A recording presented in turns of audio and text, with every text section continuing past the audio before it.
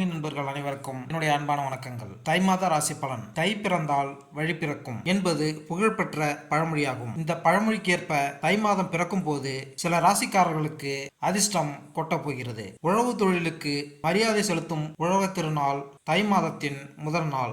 அமாவாசை நாட்களில் பித்ருக்கள் பூஜையை முறையாக செய்து குடும்பத்தில் குழப்பம், சண்டை, வியாதி, வம்ச விருத்தியின்மை போன்றவை ஏற்படும். உலகில் உயிர்கள் பிறக்க காரணமாக இருப்பது சூரிய ஒளி என்பதால் இந்தியாவில் பெரும்பாலான விரதங்கள், பண்டிகைகள், விசேஷங்கள் சூரியனின் மையமாக வைத்து கொண்டாடப்படுகிறது. அதாவது சூரிய பகவான் தனுசு ராசியிலிருந்து மகர ராசிக்கு பயிற்சியாகக்கூடிய மகர சங்கராந்தி ஜனவரி 15ஆம் தேதி, அதாவது தை மாதம் தொடங்க உள்ளது. சூரியனின் ராசி மாற்றத்தால் சிறப்பான பலன்களை பெறக்கூடிய ராசிகள் அல்லது ராசிக்காரர்கள் யார் என்பதை இங்கு பார்ப்போம். சூரிய பகவான் தன்னுடைய மகனான சனி பகவானின் வீடான மகர ராசியில் சஞ்சாரம் செய்ய உள்ளார். மகர சங்கராந்தியான தை மாதத்தின் 12 ராசிகளின் வாழ்க்கையிலும் சாதகமான தாக்கத்தினை ஏற்படுத்தும். கிரகங்களின் ராஜாவாகவும் ஆத்மகாரனான சூரிய பகவான் ஜனவரி 15ஆம் தேதி மதியம் 2:32 மணியளவில் மகரத்தில்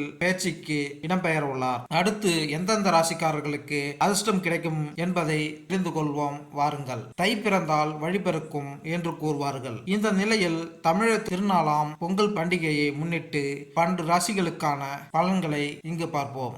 தனுசு ராசி. எனது அன்பார்ந்த தனுசு ராசி அன்பர்களே, உங்களுடைய ராசிக்கு 4ஆம் பாவத்தில் ராகுவும் 10ஆம் பாவத்தில் கேது பகவானும் அமர்ந்திருக்கிறார்கள். இதை தை மாதத்தில் உங்கள் ராசிக்கு 2ஆம் பாவத்தில் சூரிய பகவான் அமர்ந்து குடும்பத்தில் நல்ல அமைதியும் நிம்மதியையும் கொண்டு வந்து சேர்க்க போகிறார். பாக்கியாதிபதி 2ஆம் பாவத்தில் அமர்வதன் மூலமாக நீண்ட தூர பிரயாணம், குடும்பத்தில் ஒற்றுமை போன்ற சுப காரியங்கள் நடைபெறும். 4ஆம் இடத்தில் இருக்கும் பெரிய பெரிய அதிகாரிகளின் நட்பை உங்களுக்கு ஏற்படுத்தி தருவார். ஒரு தொழிலுக்கு 2-3 தொழில்களை அமைத்து அதில் லாபமும் பெறுவீர்கள். 10ஆம் வீட்டில் கேது அமர்ந்தால் லாபம் எப்படி வரும் என்று பலர் யோசிக்கலாம். 11ஆம் பாவத்திற்கு 12ஆம் பாவமான விரயஸ்தானத்தில் கேது பகவான் அமர்வதின் மூலமாக லாபஸ்தான வீட்டிற்கு வரவேண்டிய அனைத்து லாபங்களையும் கைக்கு கொண்டு வந்து சேர்ப்பார். 5ஆம் பாவத்தில் அமர்ந்திருக்கும் குரு பகவான் புத்திர பாக்கியத்தை